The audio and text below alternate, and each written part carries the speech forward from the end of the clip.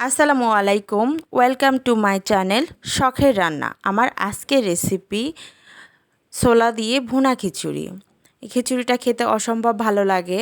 আপনারা রোজার মধ্যে যারা ছোলা, বুন্দিয়া, পেঁয়াজু এগুলো খেতে খেতে বোর হয়ে গেছেন, তারা অবশ্যই ইফতারিতে ট্রাই করতে পারেন। এই খিচুড়িটা খেতে অসম্ভব মজার।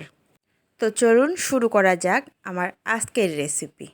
তো প্রথমে আমি একটা বড় সাইজের পেঁয়াজকে পাতলা পাতলা করে স্লাইস করে নিয়েছি এবং 7-8টা কাঁচামরিচ ফালি করে নিয়েছি মাঝখান দিয়ে। এদিকে আমি চাল নিয়ে নিয়েছি, চালের সঙ্গে ছোলা আর মসুরির ডাল ভালোভাবে ধুয়ে পরিষ্কার করে নিয়েছি। এখানে চাল যে পরিমাণ দিব তার অর্ধেক দিব ছোলা আর মসুরির ডাল, দিলে টেস্টটা অনেক ভালো আসে। তো এদিকে আমি দিয়ে দিয়েছি আদা বাটা, রসুন বাটা, হলুদের গুঁড়া এবং সাথে দিয়ে দিব ধনিয়ার গুঁড়া। এবার দিয়ে দিব সামান্য পরিমাণ জিরার গুঁড়া। তারপর দিয়ে দিব পরিমাণ মতো লবণ। তারপর একটা বড় সাইজের তেজপাতা মাঝখান দিয়ে ছিঁড়ে দিয়ে দিব।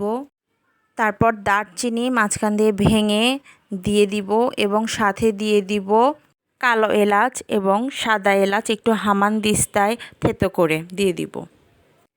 এরপর চলে যাব মূল রান্নায়। প্রথমে আমি একটা প্রেশার কুকার ভালোভাবে গরম করে নিব। আমি মূলত আজকে খিচুড়িটা প্রেশার কুকারেই করব। প্রেশার কুকারে খিচুড়িটা খেতে অনেক মজা লাগে। তো এই যে গরম হয়ে আসলে আমি পরিমাণ মতো তেল দিয়ে দিব। তারপর এর মধ্যে দিয়ে দিব সেই ফালি করে রাখা মরিচ এবং পেঁয়াজ। তারপরে পেঁয়াজ এবং মরিচটাকে আমি ভালোভাবে নেড়ে চেড়ে একটু ভেজে নেব, যেন পেঁয়াজটা একদম কাঁচা না থাকে। আবার এমনভাবে ভেজে নেওয়া যাবে না যেন প্রাইসটা একদম ব্রাউন কালার হয়ে যায়। আধা ভাজা করে নিতে হবে পেঁয়াজ এবং কাঁচামরিচটা। তো পেঁয়াজ আর কাঁচামরিচটা আমার ভাজা হয়ে গেছে। এখন আমি সেই চাল আর মসুরির ডালগুলো দিয়ে দিব। দিয়ে ভালোভাবে নেড়ে চেড়ে কষিয়ে নিতে হবে।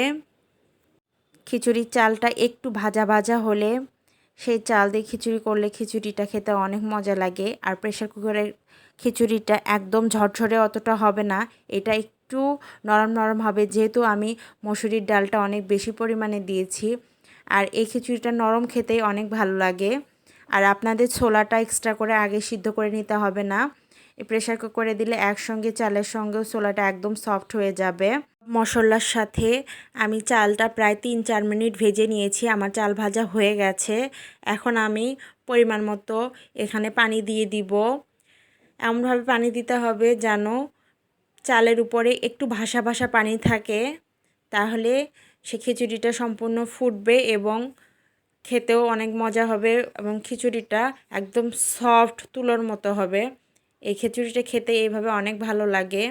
আপনারা দেখে বুঝতে পারছেন যে আমি আসলে কি পরিমাণ পানি দিয়েছি।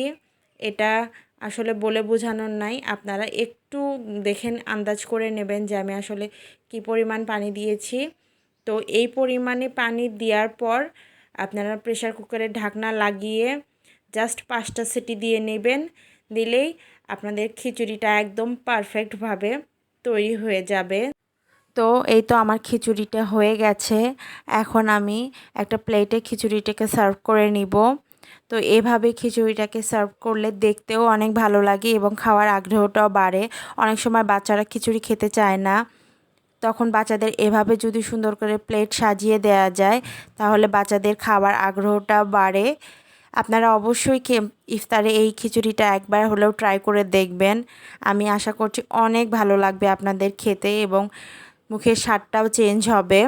আমার ভিডিওটি ভালো লাগলে অবশ্যই আমার ভিডিওটিতে একটি লাইক দিয়ে দেবেন এবং এরকম আরও সুন্দর সুন্দর রেসিপি পেতে অবশ্যই আমার চ্যানেলটাকে সাবস্ক্রাইব করে রাখবেন।